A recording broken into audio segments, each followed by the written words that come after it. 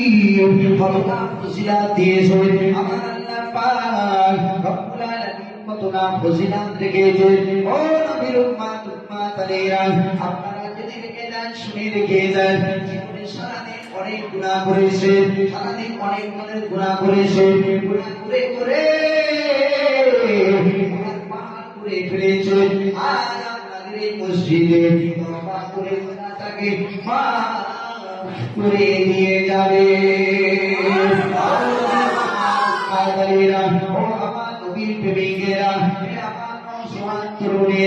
জীবন জিন্দগি এই মরমের জিন্দগি, এই মরমের মাস, কত বরকতপূর্ণ মাস আপনারা শুনে রেখে দেন।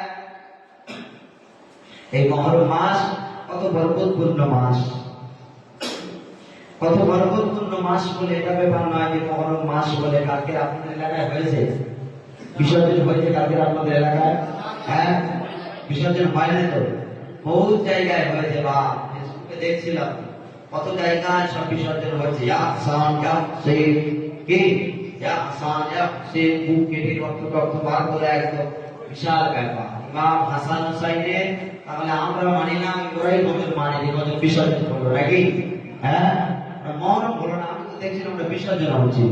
প্রত্যেকে যে বিসর্জনটা একটু ভালো থাকে কি, কালকে দিনটা কত গুরুত্বপূর্ণ দিন, সেই দিনটাকে কিছু মুসলমান বলে যাবে না, ও হচ্ছে ইয়াজিদ বাহিনী। কি ওরা হচ্ছে ইয়াজিদ বাহিনী, নামে মুসলমান কিন্তু কাজে কিছু না। মুসলমান বলে দাবি করবো কিন্তু রোজা রাখবো না, নামাজ পড়বো না। মহরমের দিনগুলো ঢোল গান বাজনা দিয়ে আমরা মহরম পালন করছি, কিন্তু এর মধ্যে আমার আল্লাহ পাক রব্বুল আলামিন বাছাই করে ছাঁটাই করে এই মজলিসে বসার তৌফিক দিয়েছেন। আর একবার হবে,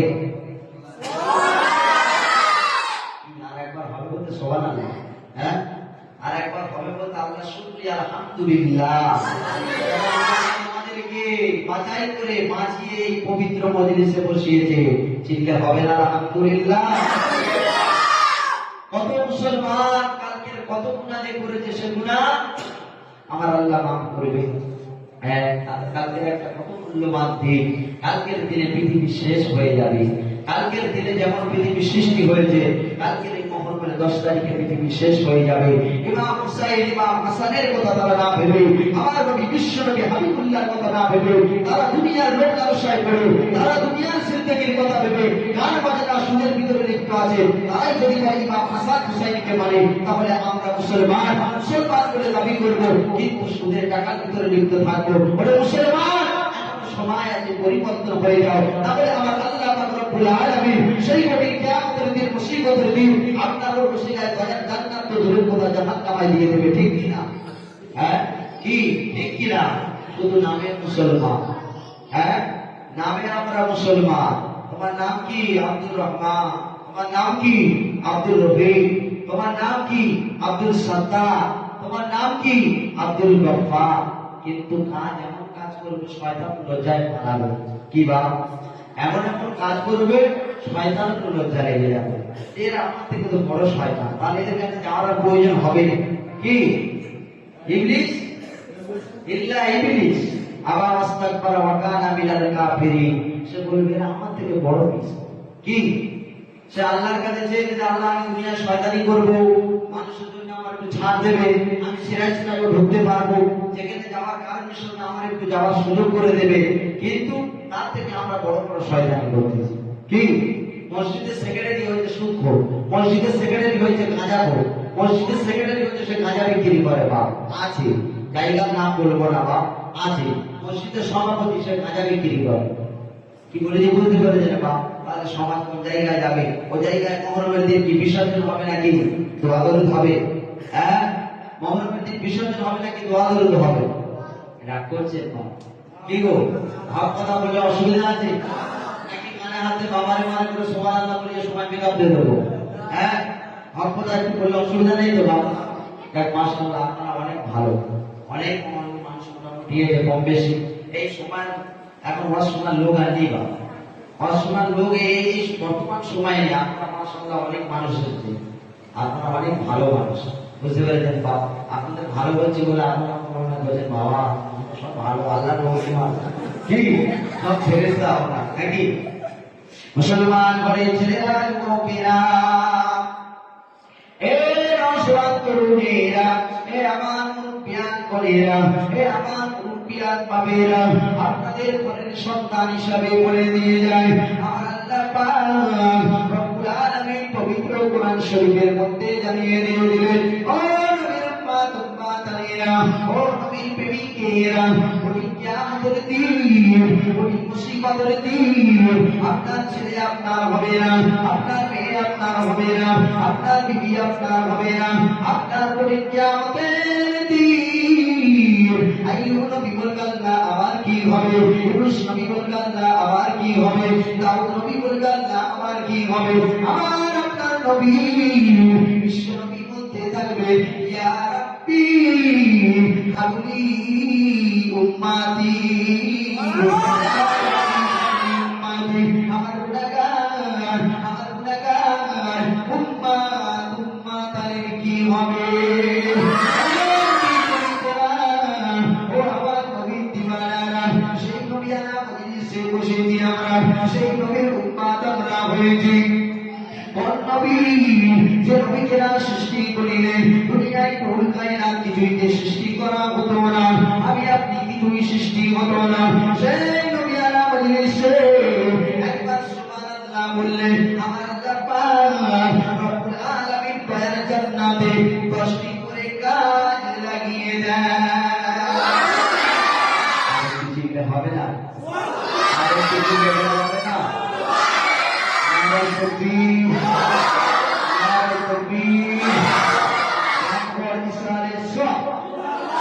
ইমাম হুসাইন ইমাম হাসান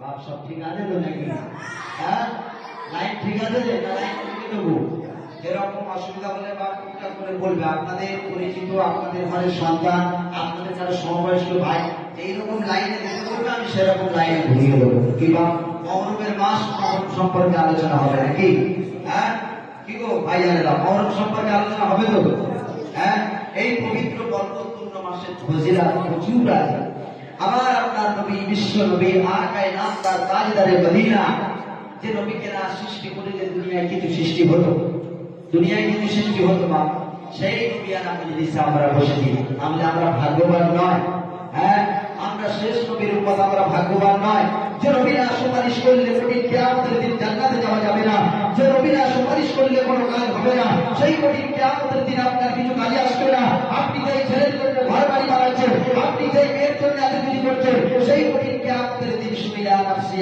আমার কি হবে আমার কি হবে একটা নেকি যদি কম পড়ে যায় আপনার সন্তান আপনার বিবি আপনার বাচ্চা আপনার ছেলে সেই কঠিন কিয়ামতের দিন মুসিবতের দিনে যার কাছে যাবে সে বলবে আমি আপনার চিনি না কি বাত ঠিক কিনা হ্যাঁ সেই কঠিন কিয়ামতের কথা মুসিবতের কথা আমরা কেউ ভাবি না আমরা শুধু ভাবি দুনিয়ায় আমরা কত সম্পত্তির মালিক হব হ্যাঁ ওর একতলা ঘর হয়েছে আমার দুতলা কি করে হবে নাকি সবার টাকার নেশা আমারও আছে বাবা ওটা বলছি না সবার আছে তার মধ্যে কম আর বেশি কেউ দুনিয়ায় এরকম চিন্তা ভাবনা করে যে দুনিয়া চিরস্থায়ী হ্যাঁ দুনিয়ায় থাকতে হবে দুনিয়ায় যদি থাকতে হবে তাহলে আল্লাহ পাক রব্বুল আলামিন পবিত্র কোরআন শরীফের মধ্যে জানিয়ে দিয়েছেন কুল্লু নাফসিন যায়িকাতুল মাউত কি কুল্লু নাফসিন যায়িকাতুল মাউত মৌতের স্বাদ প্রত্যেকের গ্রহণ করিতে হবে যে যত বড় লাশায় হোক মুস্তান হোক ডাকাত হোক চোর হোক সবাইকে একদিন এই দুনিয়া ছেড়ে বিদায় নিয়ে চলে যেতে হবে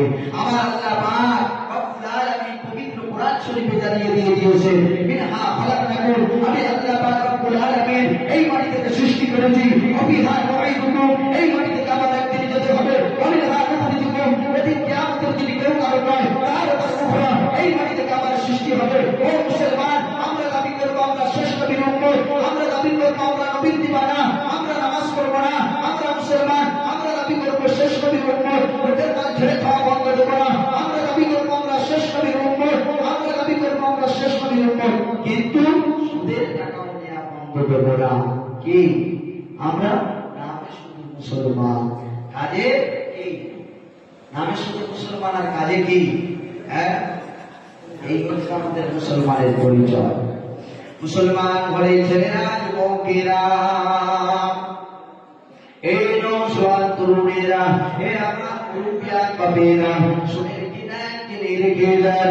আমি আপনাদের বলেন সন্তান হিসাবে বলে যাই, আমার আপনার নবী, বিশ্ব নবী আর কায়নাত তাজদারে মদিনা কতটা কষ্ট করে, কতটা পরিশ্রম করে, তায়েফের ময়দানে, উহুদের ময়দানে যুদ্ধ করে আমার নবী ইসলামটাকে জিন্দা করেছে।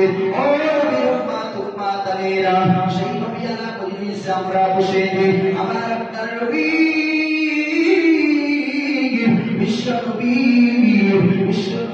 ইমাম হাসান ইমাম হুসাইন নাতি কত ভালোবাসতেন। আমার আপনার নবী একদিন জুম্মার দিন খুতবা দিচ্ছে, আমার আপনার নবী আল্লাহর নবী একদিন খুতবা দিচ্ছে, খুতবা দিতে দিতে ইমাম হাসান ইমাম হুসাইন রাদিয়াল্লাহু তাআলা আনহু খুতবা দিতে দিতে দয়ার নবী বিশ্ব নবীর চোখে চোখ পড়ে গেলেন। ও নবীর উম্মাত উম্মাতাইরা, আমার নবী বিশ্ব নবী ইমাম হাসান হুসাইনের দিকে তাকিয়ে আমার নবী বিশ্ব নবী মুচকে হেসে ফেললেন।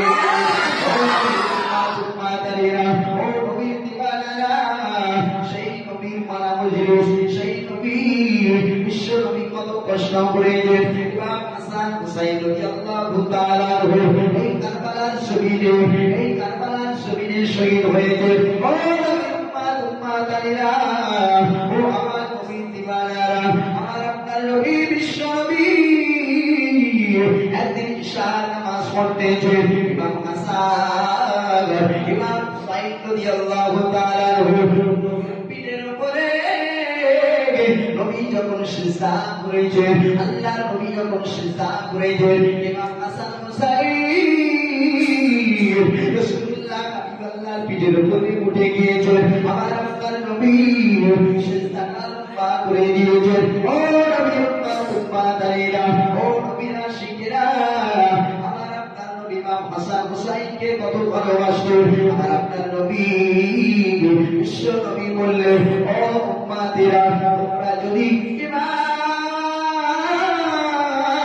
হাসান হুসাইনকে যদি ভালোবাসো, আমি রাসূলুল্লাহকে ভালোবাসা হয়ে যাবে।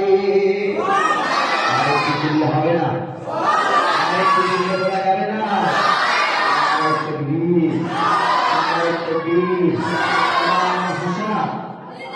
ইমাম হুসাইন কোরআনের আলো, কোরআনের আলো,